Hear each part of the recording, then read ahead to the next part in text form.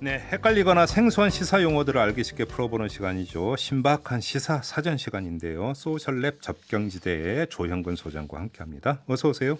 예, 안녕하십니까. 네, 자 오늘 주제는 뭔가요? 예, 생식 보조 의료로 잡아봤습니다. 이거 무슨 개념이에요, 이거는? 네, 생식 보조술이라고도 하는데요. 예. 남녀 간의 성교라는 자연적 방법 이외의 생식을 가리키는 말입니다. 아이를 갖고 싶은데 자연적으로는 못 가지는 분들이 많죠. 예. 이런 분들에게 의학 기술을 이용해서 아이를 갖게 해주는 방법을 통틀어서 생식 보조의료라고 합니다. 시험관아기 아시죠? 예. 예, 이게 대표적인 사례고요. 기술적으로 보면 시험관아기 같은 체수정 방법 말고도 인공수정, 대리포테 등으로 나눌 수 있다는데요. 뭐 깊이는 들어가지 말죠. 예. 네, 너무 깊이 들어가면 이해가 안 됩니다. 네네. 근데 왜 이걸 가져오시는 일은 뭐 당근 네. 알겠습니다. 이제 방송인 사유리 씨, 네네. 이 케이스 때문에 지금 이제 그 말씀을 꺼내신 거잖아요. 예, 그렇습니다. 예. 네, 뭐 남성 없이 비혼 여성 혼자서 아기를 낳은 거죠. 쟁점이 아주 많은데요. 예. 기억하시겠지만 과거 황우석 박사 연구부정 사건에 대해서 MBC가 문제 제기를 했었잖아요. 예. 그 당시 이제 자기 아래 연구원들에게 난자 기증을 사실상 강요했다. 아, 이때도 이것도 예. 큰 문제였어요. 큰 문제였죠. 예. 네, 지금도 여러 우려들이 있는데요. 여성들에게 이제 과배란을 유도합니다. 네. 그게 이제 모체 건강에 해를 끼칠 수 있고요. 네. 또 유전병 방지를 위해서 착상된 배아에 대해서 유전자 검사를 하고 있는데요. 이게 소위 맞춤형 아기, 디자이너 베이비라고 하죠. 네. 여기로 갈 수 있다. 이런 우려들이 대표적이죠. 이게 이제 뭐 유전자 가위라고 하는 개념도 나오면서 네네네네. 결국은 맞춤형 아기 생산 아니냐. 이게 중국에서 문제가 됐던 거 아니에요? 예, 맞습니다. 재작년이고요. 예. 중국 남방과학기술대학의 허젠쿠이 교수가 이 기술로 착상된 배아 유전자를 조작해서 에이즈 바이러스의 면역력을 가진 쌍둥이 아이를 출생시켰죠. 예. 예, 결국은 징역 3년형을 선고받았다고 합니다. 네. 징역 3년 선고 받았어요. 네네, 그렇습니다. 이건 전 세계적인 논란거리였었는데. 맞습니다. 네. 아무튼 진짜 뜨거운 분야네요. 그렇게 예, 보니까. 맞습니다. 예, 앞으로도 이게 계속 쟁점이 될 거니까 저희가 네. 좀 알아두는 게 좋을 것 같습니다. 예. 근데 이제 이번 사유리 씨 임신 출산과 관련된 쟁점은 초점이 좀 다르죠. 그렇죠. 뭐 과학기술적인 측면보다는 오히려 전통적인 가족 규범이 도전받는다는 측면이 큽니다. 사회적인 측면이 훨씬 크죠. 예. 뭐 다 아시겠지만 아이에게 아빠가 없습니다.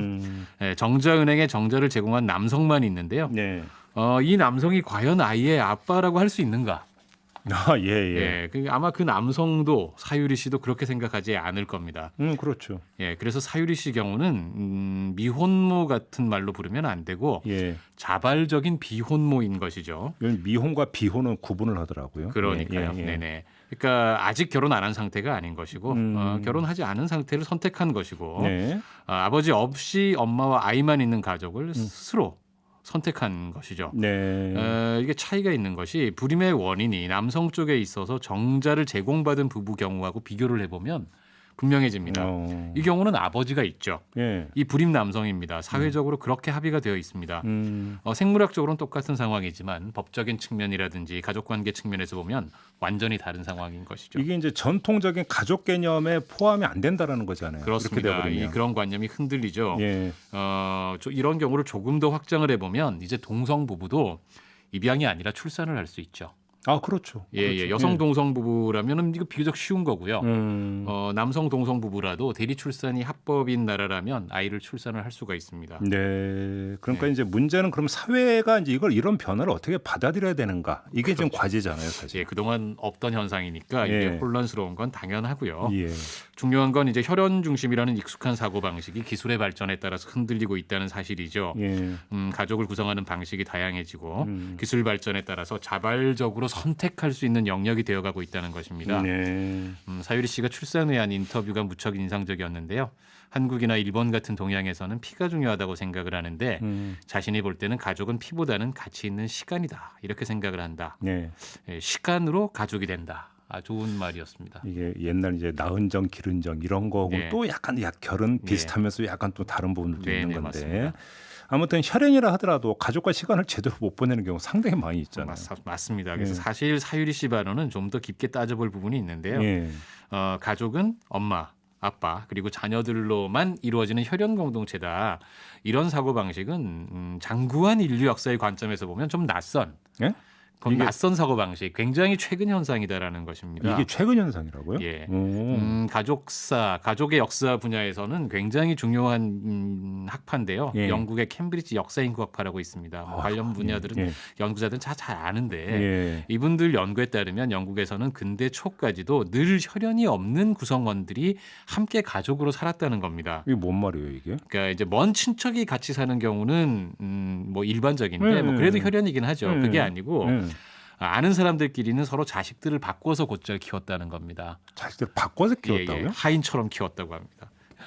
그리고 다 크면 다시 돌아가는 거 자기 집으로. 그리고 유모도 같이 살았고 네. 혈연이 섞이지 않은 사람들이 함께 사는 게 굉장히 일반적이었다는 것이고요. 예. 연구를 더해 보니까 영국만이 아니고 전통 사회에서는 이런 게 꽤 흔했다는 것이죠. 그래요? 근데 저희 어릴 때만 해도 부유하지 않아도 집에 식모 누나하고 함께 사는 경우 많지 않았습니까? 참 오랜만에 들어보는 단어인데. 예, 그렇습니다. 예, 예. 이게 부모와 혈연 자식만 같이 사는 핵가족 중심 사회라는 것은 인류 역사에서는 사실 얼마 안 된 일이라는 것이고요. 이제 다시 사람들의 욕구나 생활 양식이 다양해지고 거기에 기술마저 같이 발전하니까 다시 가족의 형태가 다양해지는 것이다. 이렇게 보셔도 좋을 것 같습니다. 이게 결국 기술의 발전이 그 어떤 전통적인 사회 규범이라든지 네네. 가치관을 흔들어 버리는 경우. 예를 들어서 뭐 자율주행차 나오는데 그건 네네. 자율주행차가 주행을 하다가 사고를 내면 그건 운전자 과실이냐 차 과실이냐. 네. 뭐 이런 얘기부터 여러 예, 가지가 예. 나오는 것도 그렇죠. 이제 같은 맥락에 예. 쓸 수 있는 건데. 네네.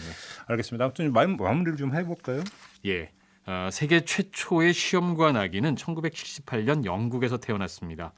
루이즈 브라운이라는 여아였죠. 아마 그해 세계 톱뉴스였을 건데요.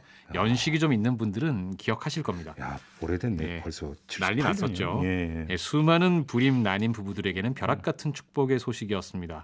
하지만 기독교 등 종교계를 중심으로는 반발도 엄청났죠. 예. 루이즈의 부모가 이런 편지를 수없이 받았다고 합니다. 이 아이에게는 영혼이 없을 거다.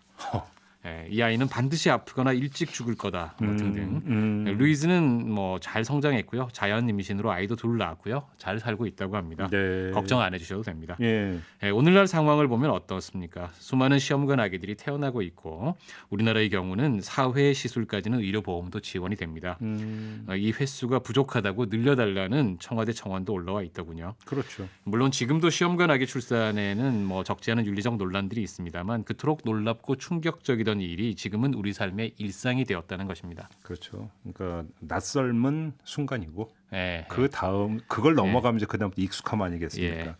근데 사유리 씨의 이 경우도 예. 우리에게는 낯설지만 사실 외국에서는 이미 또 많이 그러니까 나타나는 현상이라고도 볼 수 벌써 있는. 오래전에 조디 포스터라는 아, 그 유명한 그 맞아요. 뭐 이제 미국 영화 배우가 벌써 이런 일을 했었고요. 그러니까요. 예, 그렇게 낯선 일만은 아니죠. 그러니까 이것도 결국은 어느 시점에 가면 다시 자연스러운 일로 우리의 사회도 받아들일 수 있는 거 아니겠습니까? 예, 이제 제가 뭐 그렇게까지 말씀드린다면 좀 제가 주제에 넘은 일이 될 것 같고요. 네.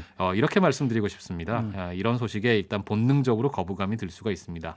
이건 뭔가 자연스럽지 않아.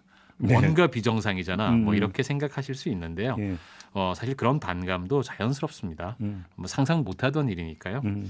그래서 제가 예전 시험관 아기 사례를 든 겁니다. 네. 일단은 좀 판단을 유보하고 변해가는 세상을 주시해 보는 것도 좋지 않을까 이렇게 생각을 합니다. 그렇죠. 항상 새로운 게 처음에 받아들일 때는 정상과 비정상이라고 하는 것으로 어떤 받아들이면서 뭔가 배척하려고 하는 게 이제 네네. 나타나는 그게 일종의 저항이라 되는 건가요?